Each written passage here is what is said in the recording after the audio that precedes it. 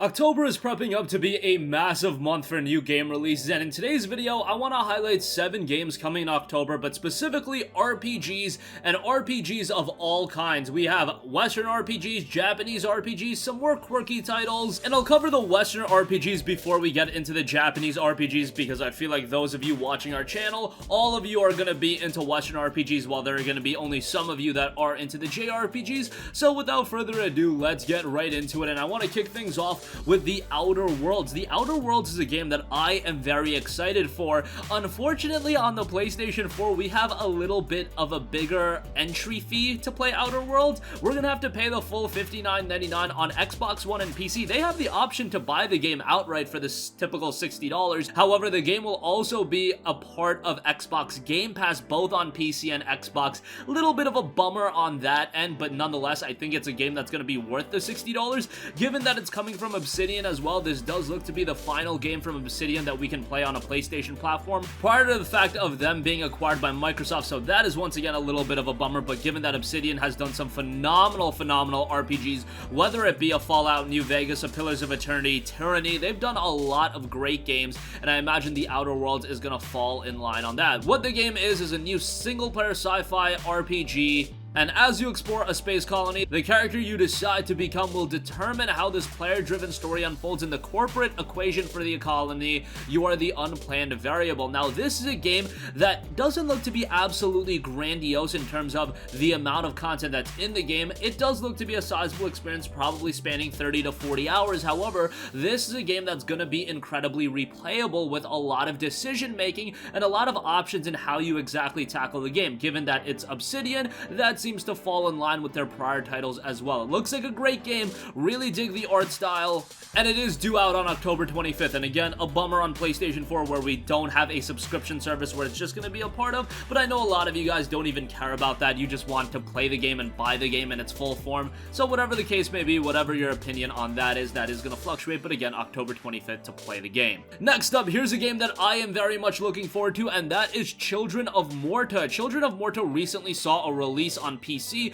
and it's been received very well over there, although not a lot of people are playing it. On Metacritic, it does have an 82, and then as far as the Steam reception goes, 86% positive, and that's based on 1,092 user reviews. That's pretty good. The game was released at $22, so a little bit more of a budget title, and there will be a physical version released for the game on PlayStation 4 for $29.99, so you have that option as well. The game itself is a story-driven action RPG about an extraordinary family of heroes lead the Bergsons with all their flaws and virtues against the forthcoming corruption. Will you be able to sacrifice everything to save the ones you care for? It's got a lot of depth to its gameplay, and it's got local cooperative play. That's something we always like to see out of games, and Children of Morta is an action RPG with a roguelite approach to character development where you don't play a single character but a whole extraordinary family of heroes hack and slash through heroes of enemies in procedurally generated dungeons, caves, and lands, and lead the family of Bergsons with all their flaws and virtues. And as far as the gameplay itself is concerned, it's a unique mix of action-adventure RPG, roguelite, and hack and slash. By leveling up, you develop not only individual characters, but also the entirety of the family.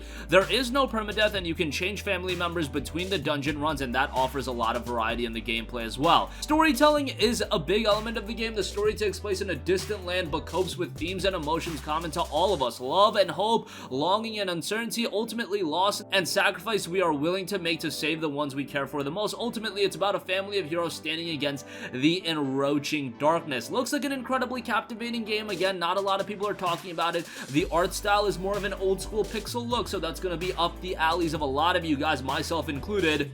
And again, critics thought very highly of it, and the Steam reception was relatively strong as well, so excited to see that make the transition to the PlayStation 4 October 29th.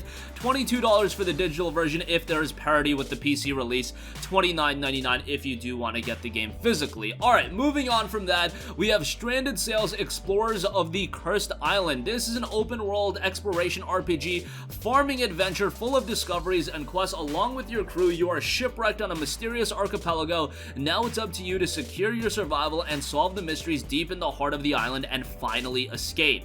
Along with your crew, you are shipwrecked on a mysterious archipelago. As the son and daughter of the gravely injured captain, you take charge and set up camp for the survivors. Since food and resources are limited, you plant your own crops and establish a small farm. Your goal is to eventually build a new ship, so you search all islands for useful treasures and forage deeper and deeper into the wilderness. On your excursions, many exciting quests await you, as well as numerous dangers and threats. Will you solve the secret of the Cursed Island? It's the only way to escape. Awaken the adventurer deep inside. Visually, I don't think it's going to be a game that's going to be up everyone's alley. However, it does have a relatively unique premise, and I'm excited to see how it turns out. It is coming in October, although we don't have an official release date. Once we get more clarity on that, I'll be sure to let you guys know.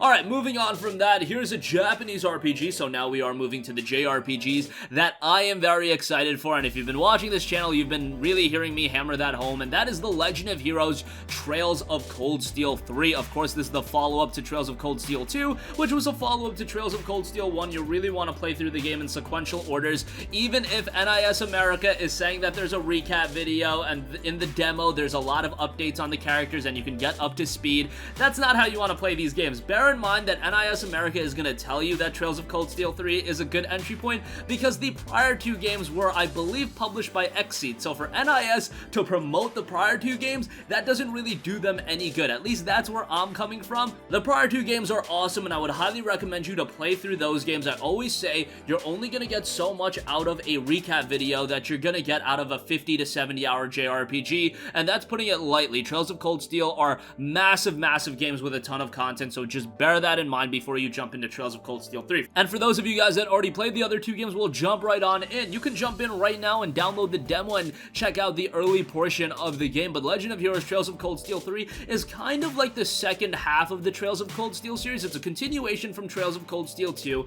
and I don't want to get too much into the specific story elements because obviously there's spoilers attached, but these games are incredibly story driven. They've got robust characters and really well developed characters, so there's going to be a lot to like out of Trails of Cold Steel 3 once it hits the PlayStation 4 on October 22nd. Moving on from that, another game that you could go back and forth on whether or not you would consider it an RPG. I personally consider this series an RPG light genre, and that is Yakuza. Yakuza 4 is coming to the PlayStation 4, and I'm very excited about this. Yakuza 4, along with 3 and 5, were really forgotten in terms of Yakuza releases over here in the West. Obviously, there's a lot of attention around Yakuza 0, Yakuza 6, and even Yakuza Kiwami and Kiwami 2, because now Yakuza has been this accepted franchise, while Yakuza 3, 4, and 5 for a long time got left in the dust, but that is going to be changed greatly. We already got the release of Yakuza 3 on PlayStation 4, now comes Yakuza 4, and it's a great game. If you played the previous Yakuza titles, you'll feel right at home come October 29th, and I should let you guys know that yes, initially Yakuza 4 will be a digital only release. You actually have to buy the collection that comes with Yakuza 3, comes with Yakuza 4, and then Yakuza 5 drops on February 11th, but come February 11th, there will also be a physical release, and that version looks quite nice as well. If you do like physical games, that's something to look at, although if you just want to play Yak 4, if you already picked up Yakuza 3, well, this is just another game you're gonna get, and it comes October 29th. Next up, we have Dusk Diver. Dusk Diver is an anime-style beat-em-up action game where you play as Yumo, an ordinary high school girl, to fight with the Guardians against those phantoms who dare to enter the realm of men. Dusk Diver is currently available as an early access title on PC, and it's been received relatively well, a very positive reception on Steam, but just based on 128 Steam user reviews, 86% positive, and actually the more recent reviews paint a more negative picture. It's mixed at 11 reviews and 54% positive. That's such a small to get an actual judgment from, and to see the game coming out of early access and see how the game will finally turn out, that's going to tell us a lot more. Whatever the case may be, it looks like a pretty enticing beat 'em up, and it's got a captivating art style for those of you that like Japanese games. We'll see how Dusk Diver turns out, as it is scheduled for a release on October 29th. And lastly, another JRPG that I've mentioned pretty often is Atelier, Ryza, Ever Darkness, and the Secret Hideout. This is a game that is really trying to take the Atelier franchise to the next level, which is a franchise that's been around for quite a while. However, it's never really transitioned into that next level, and we see a lot of JRPGs really doing this. We're seeing that with the Tales of franchise as well, with Tales of Arise. It's really trying to take the franchise to the next level. I'm not saying Atelier Ryza is going to make Atelier as a franchise explode, but it does have some compelling elements, while also retaining the foundation of what made Atelier compelling to the niche audience that it attracts already. I think it could turn out to be a pretty interesting JRPG and a pretty good one. Visually and aesthetically, it's just inherently going to be a turnoff to some people that don't like the over anime-ish look, but I still think the content of the game is quite good. And if you're looking for the content, it is going to be good once it drops October 29th. And that's going to conclude this video. Again, this holiday season is bringing with it so many games, and October is looking packed if you're just an RPG buff with Outer Worlds, Children of Morta, Stranded Sails, Legend of Heroes, Trails of Cold Steel 3, Yakuza 4, Dusk, and Atelier Ryza. So much to pick from, whether you want a Western RPG, a Japanese RPG, so much variety in the offerings. And even if you look at the Western RPGs, compare an Outer Worlds to a Children of Morta, completely distinct games, completely different games. So really something for everyone here in the month of October, and the game releases are just gonna ramp up in the later months and heading into early 2020. So that's gonna conclude this video. Sound off with all of your thoughts in the comments section down below. Thank you for watching, and goodbye.